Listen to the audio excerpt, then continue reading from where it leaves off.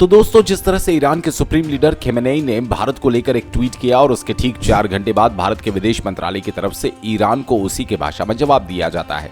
दरअसल अब ये ट्वीट काफी ज्यादा इंपॉर्टेंस हो जाता है, क्योंकि ईरान के लिए कहा जाता है कि ईरान में सरकार या प्रेसिडेंट सिर्फ एक फॉर्मेलिटी के लिए बनाई जाती है, क्योंकि सारी पावर्स ईरान के सुप्रीम लीडर के पास होती है।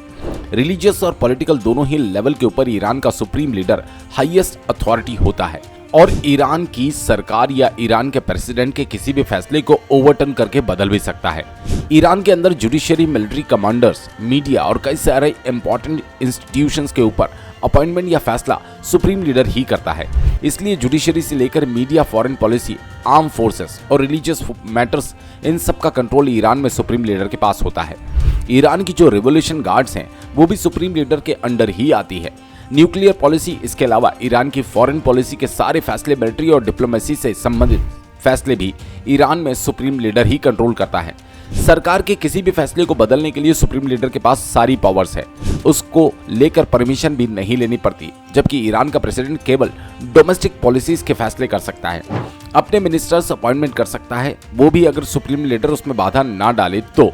इसलिए ये कहा जाता है कि ईरान में प्रेसिडेंट हो या ना हो, इससे कोई फर्क नहीं पड़ता। सुप्रीम लीडर क्या बोलता है वो ज्यादा मैटर करता है। और कल ईरान के सुप्रीम लीडर खेमेनेई ने भारत के ऊपर जो ट्वीट किया, इस ट्वीट में लिखा है कि इस्लाम के दुश्मन हमेशा से कोशिश करते आए कि एक इस्लामी उम्मा के तौर पर हमारी जो साझा पहचान है उसको लेकर हम सबको बेपरवाह बना दिया जाए।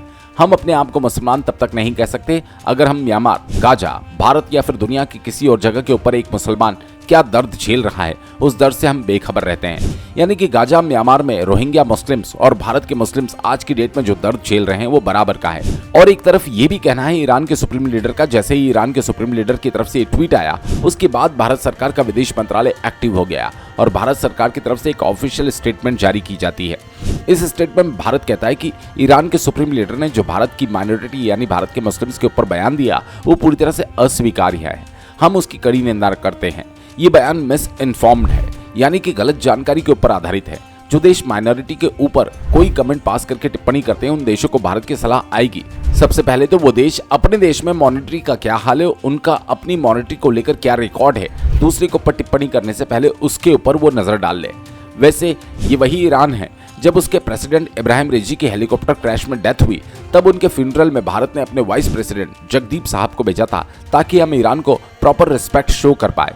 ये वही ईरान है जिसके साथ मिलकर हम चाबहार पोर्ट के ऊपर काम कर रहे हैं और भारत कई बिलियन डॉलर्स की इन्वेस्टमेंट्स ईरान में कर रहा है। ईरान के सुप्रीम लीडर को भारत के मुसलमान तो दिख रहे हैं, लेकिन चाइना में मुस्लिम्स के ऊपर क्या अत्याचार हो रहे हैं वो नहीं दिखाई दे रहा।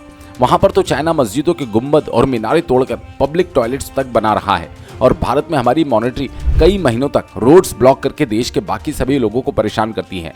मेजोरिटी में बैठे हिंदुओं के त्योहारों पर जब यहाँ पर यात्रा निकलती है तो वहाँ पथराव भी करते हैं और तब भी भारत के मुसलमानों को गाजा या फिर म्यांमार के रोहिंग्यास के साथ कंपेयर किया जा रहा है। आशा है कि मोदी सरकार इस स्टेटमेंट्स के ऊपर ईरान के जो भी भारत में एम्बेसडर्स हैं उनको समन करे और साथ में ईरान की सरकार के ऊपर कुछ स्ट्रिक्ट एक्शन ले, वरना ये सारी चीजें आगे और भी बढ़ेंगी और दोबारा से इस तरह का बयान आ सकता है। अब अगर उंगली पकड़ा दी तो ये हाथ नहीं फिर गले तक जा सकते हैं और इससे अच्छा होगा कि भारत के मुस्लिम लीडर्स इस स्टेटमेंट्स के ऊपर सामने आए और ईरान के सुप्रीम लीडर के स्टेटमेंट्स की निंदा करे। इस पूरी खबर पर आप लोगों को क्या राय है कमेंट करके जरूर बताएं और हाँ, वीडियो अच्छा लगे तो लाइक और चैनल को सब्सक्राइब जरूर करें। धन्यवाद। जय हिंद, जय भारत।